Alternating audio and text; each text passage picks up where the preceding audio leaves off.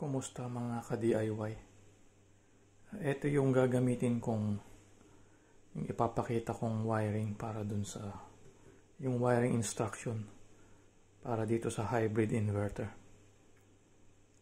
Ang accessories na kasama nito nung nabili ko ay itong watch power na software at saka itong cable para dun sa sinasaksak dito sa side,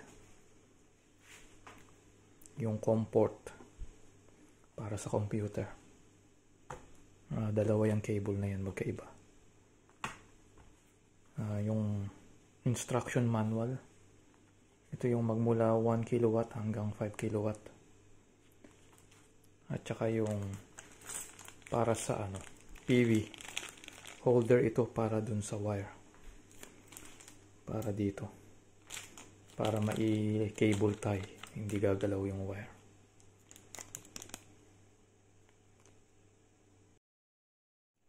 Ito lang yung mga connection ng inverter, itong hybrid. Ito yung display pala muna. Dito naman sa side, meron yung power switch. Tsaka ito yung specification. Dito naman sa kabila, yung para sa computer, pag gagamitin yung software. Ito yung pinaka connection. Ito yung AC input. Ito yung manggagaling sa Meralco. Tatlong wire. Mayroon yung ground, live at saka neutral. Ito naman yung AC out. Ito yung mga papunta sa mga appliances. Pag ang connection nito hindi dapat magkakabaliktad. Kaya dapat sundin talaga ito. Bali, ito yung tatlo, itong AC input galing Meralco. Ito naman yung AC out papunta sa mga load, mga TV, ilaw, electric fan. Meron itong input circuit breaker na built-in. Saka meron yung pang grounding connection, itong screw. Tapos yung connection ng battery, positive at saka negative. Ito naman yung sa solar input, positive tsaka negative din. Tapos meron dalawang fan. Yung isa dito blower para sa charger, at yung isa naman para sa inverter. Pag umiinit na yung inverter, mag-on ito. Parehas din nung sa 2 kilowatt kong hybrid. Ito pala ay 3 kilowatt. Kaya mapapansin nyo, hindi siya saksakan. Ito kailangan ito naka-hardwire ito sa mismong Meralco.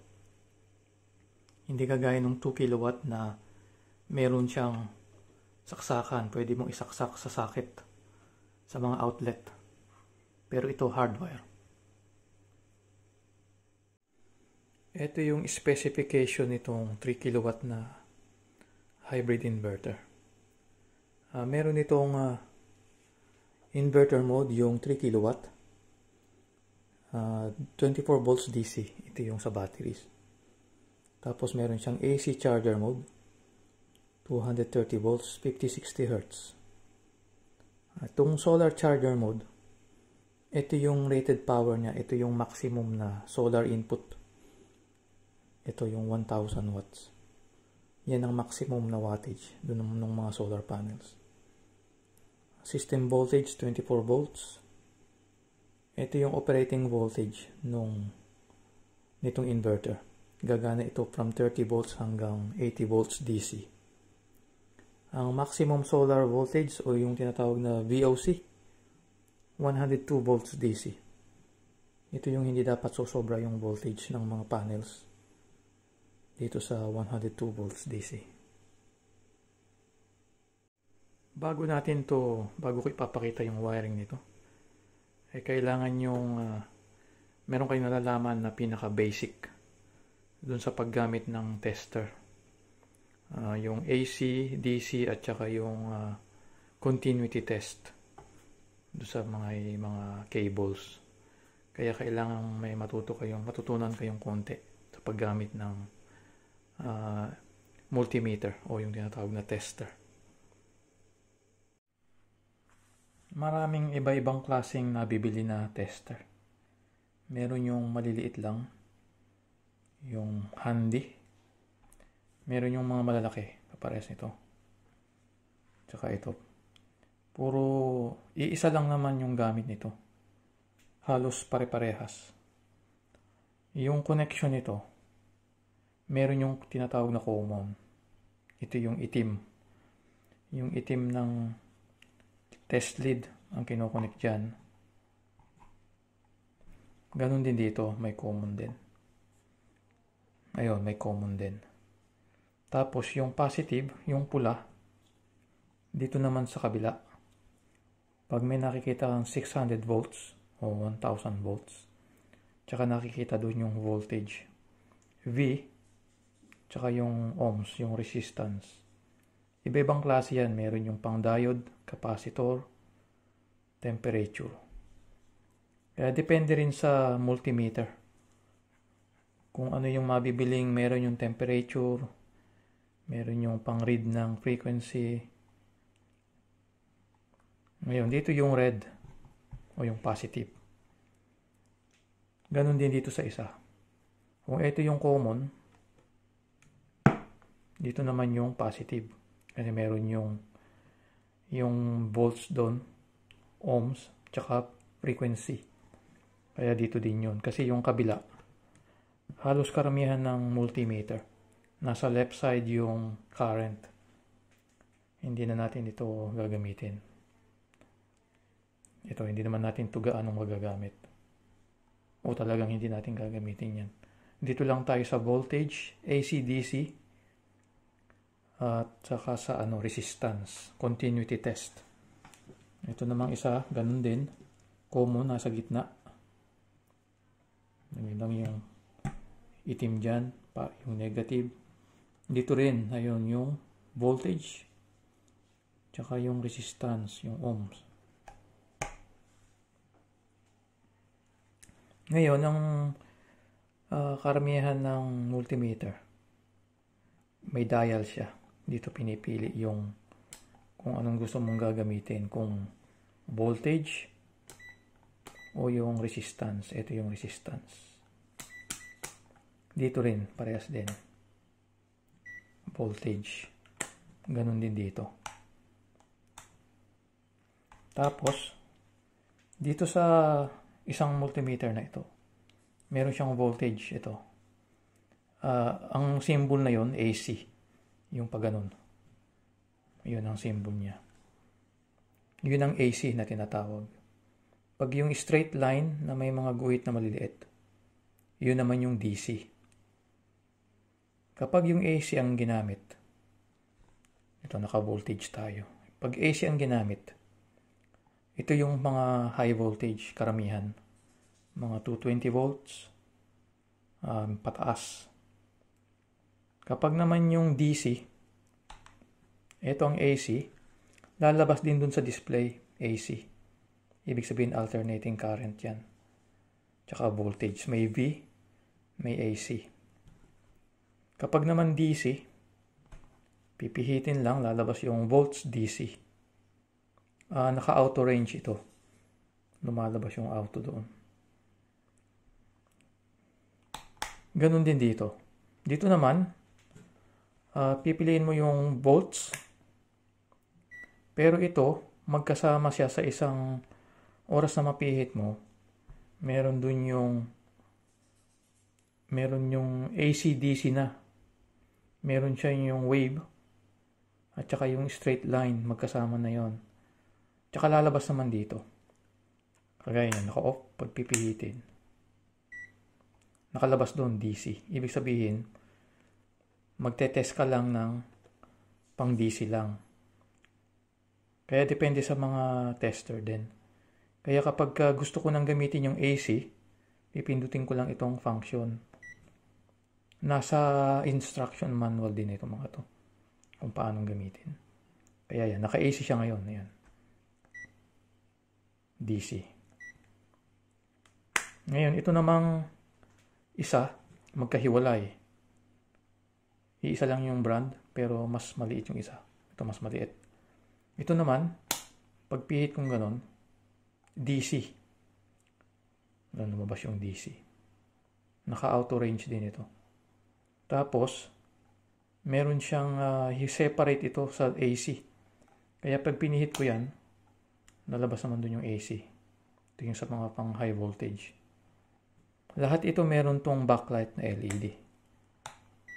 Kaya kagaya nito, meron siyang pag sa madilim. Meron din yan, tsaka ito.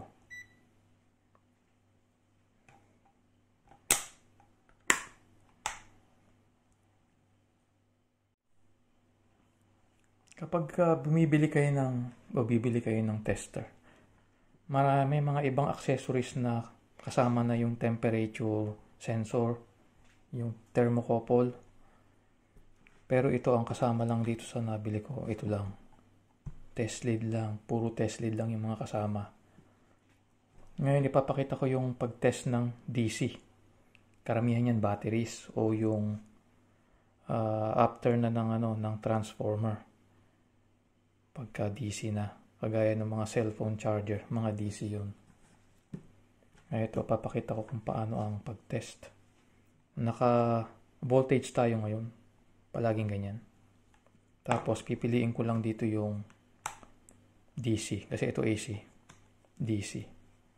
Ito, meron tayong 12 volts battery.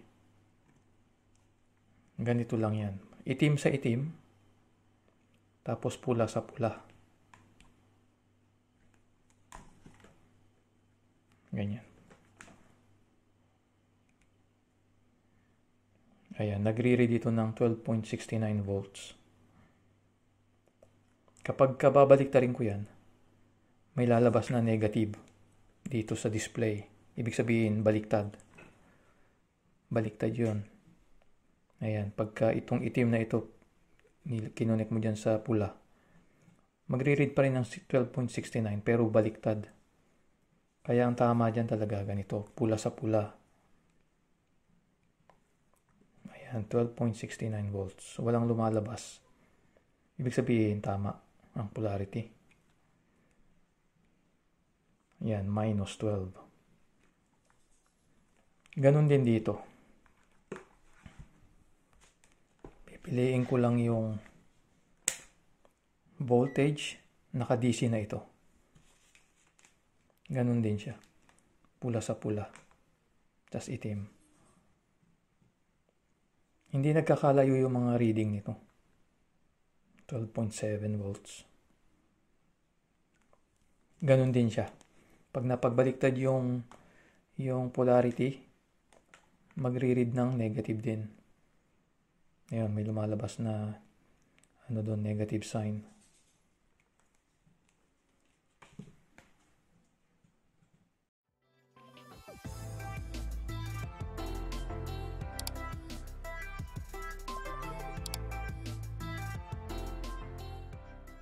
Ito naman yung ipapakita ko yung paggamit ng yung sa continuity test o yung sa resistance. Dito naman tayo ngayon sa ohms. Itong circuit breaker, gagamitin ko ito sa solar panels. Magmula dun sa panels, papunta dun sa inverter.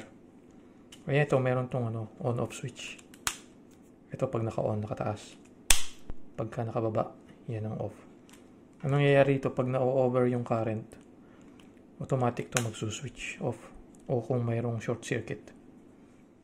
Halimbawa, may short circuit ang mangyari. Automatic yan na mag-off. Kaya parang may spring ito na tumutulak. Ngayon, ang pag-test naman ito, yung sa continuity. Kasi meron itong DC breaker, meron itong negative tsaka positive. Kaya kung yung negative doon, diretso siya dito sa baba. Positive doon din. Ang pagka switch on,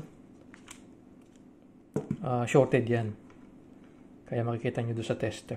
Yan, ibig sabihin hindi pa nakakabit yan. Yung hindi magkadugtong. Kaya pag pinag-short ko yan, yan ang resistance. Nagre-reach yan ng 0.1 ohm. Ngayon, pagka ginamit ko tinest ko itong circuit breaker, magre-reach na ng 0.1. Ibig sabihin, shorted.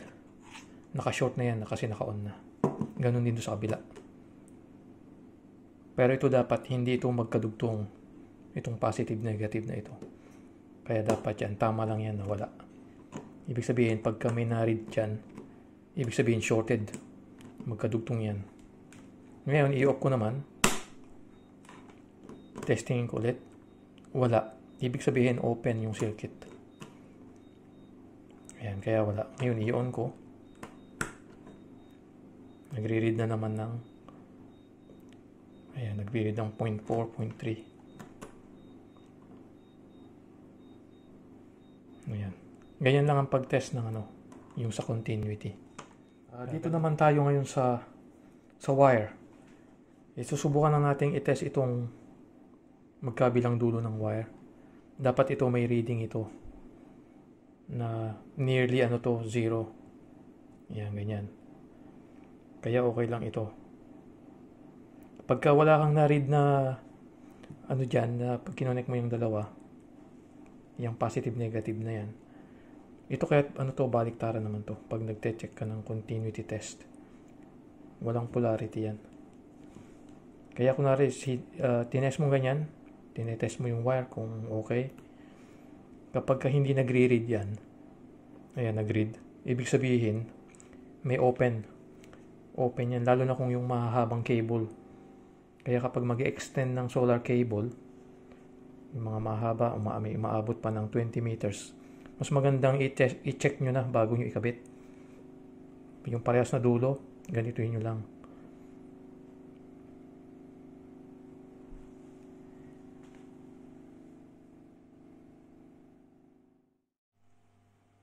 Ito yung hybrid inverter na yung specification nito 24 volts ang battery. Ang kailangang yung system niya. Ang maximum solar input 1000 watts.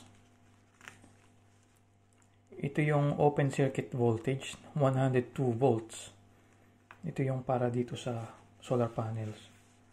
40 amperes ang maximum charging niya dito sa batteries. Ngayon meron tayong ito yung gamit kong solar panels. 8 na 100 watts ang isa na 21.6 volts 5.5 amperes. Nakakonect ito ng series. Bali dalawa yan na nakakonect ng series. Kung ito yung negative, positive to negative nakakonect. Ganun din sa kabila. Hanggang sa maging positive yung output nito, tapos negative doon. Ngayon, dalawa yung ginamit kong nakaparallel. Ganun din ang connection. Pero dito, magsasalubong na yung dalawang positive. Dito naman sa kabila, yung dalawang negative. Kaya meron akong connector na Y. Dito magsasalubong. Ngayon, dito papasok sa may circuit breaker. Papasok dito sa hybrid inverter. Ganito yung connection yan. Bali, 4 lang ang pinaka-connection nitong inverter. Meron yung solar input, yung positive, negative ng battery. Ito na yung AC out. Dadaan dito sa circuit breaker. Dito na sa mga saksakan, yung mga load na. Pwede yung TV, mga ilaw, electric fan, refrigerator. Ito naman ngayon yung galing sa Meralco. Sabihin na lang natin Meralco at mas kilala yung pangalan na yan. Meralco AC. Diyan pumasok. Yan, dalawang wire din. Kaya pinaka-apat lang ang input na papasok dito sa yung pinaka-connection dito sa inverter. Ngayon, yung sa solar panels naman, kung 100 watts ang isa niyan, lahat ng wattage, ito total lang. Kaya kung 8 yan, meron tayong 800 watts. Nandito yung 800 watts. Ngayon, yung current naman, 5.5 amperes ang isa. Kapag ang solar panels, nakakonect yan sa series, hindi nagtototal yung current, ganun pa rin yung current. Kaya kaya itong side lang na ito, kung hindi nyo titignan yan, meron itong 5.5 amperes papunta dito. Palabas dyan. Yun namang voltage, 21.6 volts ang isa niyan. Yun ang mag-a-add ang voltage kapag kinoconnect sa series. Kaya yung total nito, kung 21.6 volts times 4, meron ng 86.4 volts. Yan yung VOC. Yan yung kapag tinester dito sa magkabilang dulo. Yan ang magiging reading. Yan yung maximum niya. Open circuit na tinatawag. Ganon din dito. Kaya sabi niya dito, VOC ng inverter. Yan ang maximum. Dapat hindi bababa, hindi tataas dito sa 102 volts. Kaya meron akong reading dito na 86.4 volts. Kaya pasok yan dito sa sa required ng inverter. Dito naman tayo ngayon sa amperes. Balik tayo sa amperes. Meron ng 5.5 amperes dito. Ngayon, meron na naman itong isa kabila, yung pang 5 hanggang 8. Meron na naman tayong 5.5 amperes. Kapag ang current, pagka naka-parallel na yan, saka yan magdodoble. Kaya magangyari, 5.5, mag-a-add yan dito, magiging 11 amperes ang total na current na papasok dito sa circuit breaker, na papasok dito sa inverter. Kapag bibili kayo ng hybrid inverter, kailangan titignan nyo din yung wattage, yung solar input, yung maximum. Kasi imamatch nyo yan dito. Ang dahilan kung bakit hindi ko dinagdagan ng dalawa ito. Sakto sana ito sa tigo 100 watts na 10. Bali, 5 sana. Kaya lang, kung magdadagdag ako dito ng isa pa, kasi ang maximum lang na open circuit voltage nitong hybrid ay 102 volts. Kaya kung magdadagdag pa ako ng isa dito, kung 21.6 volts ang isa times 5, ay 108 volts na ang matetest dito. Lagpas na doon sa required nitong inverter. Kaya mag-e-error ang inverter. Hindi niya tatanggapin itong 108 dito. Yun yung kapag masyado ng maaraw. Kasi yung current naman, ganun pa rin. Pero mataas yung magiging 1,000 watts. Kung may idagdag akong dalawa, yun nga lang, hindi tatanggapin yung voltage. Kaya 86.4 na itong 8. Pag naka 86.4 na yung dito, pag i-test nung tester. Kaya kaya hindi po pwede yung magdagdag pa ng dalawa pa para maging 10 yung solar panels. Itong circuit breaker para dito sa solar panels, meron akong 16 amperes. Kasi yung total na current na papasok dito sa inverter ay 11 amperes. Ang computation nito, pag 11 amperes times 125%, palaging ganyan ang computation. Kaya meron itong 13.75 amperes ang kailangan natin ng circuit breaker. Pero wala namang mabibiling 13.75 amperes na circuit breaker. Kaya kung ano yung available na nabibili, mas mataas. Kaya ang susunod dyan ay 16 amperes. Ayan ang ilalagay dito sa bago pumasok dito sa inverter. Dito naman tayo ngayon sa batteries.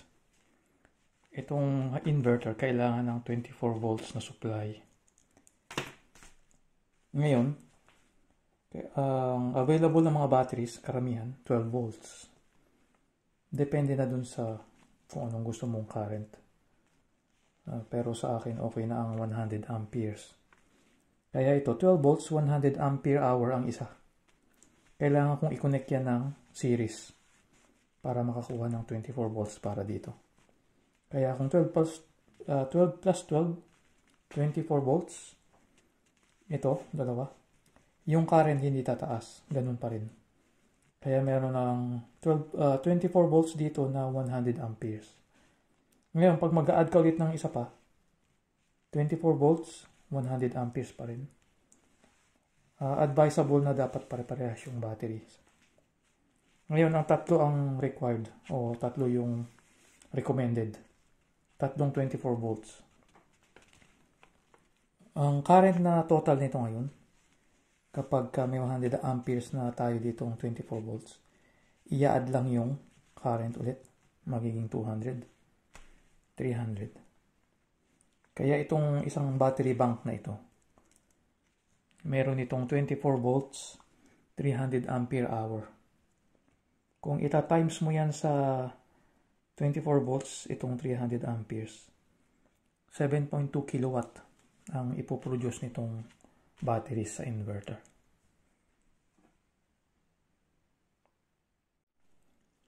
Ito namang sa circuit breaker nang galing dito sa battery.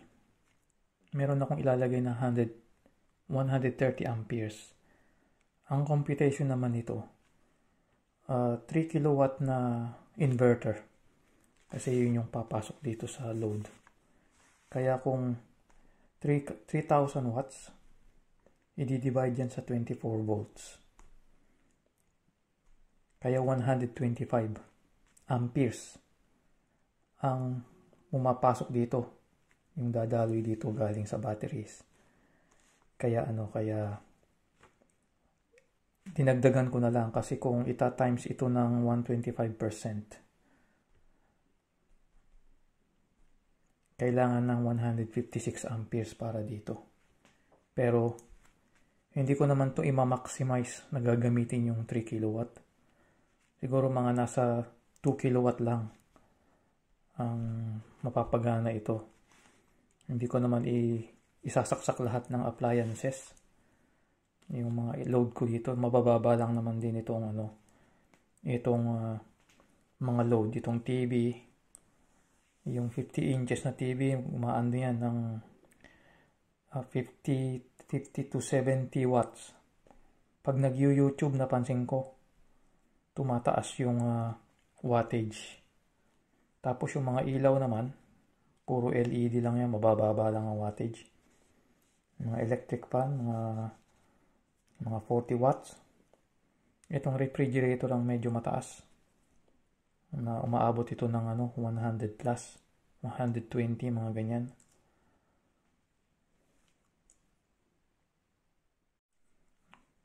Itong inverter na 3 kilowatt, hindi kasama yung plug. Kasi ito sinasaksak ito sa imbis na isaksak ito sa socket, ito dinidiretso dun sa may consumer box. Sa may sa yung malapit sa kontador, kung saan makikita yung maraming circuit breaker. Kasi medyo mataas na itong 3 kilowatt para isaksak sa may outlet. Hindi kagaya nung yung una kong nabili, 2 kilowatt, meron siyang kasamang saksakan. Kaya diretso sa saksakan lang. Ito namang sa circuit breaker pala. 15 amperes yung ilalagay kong circuit breaker. Ito kasi yung computation naman ito ay yung 3 kilowatt. 3,000 watts divided by 220 volts.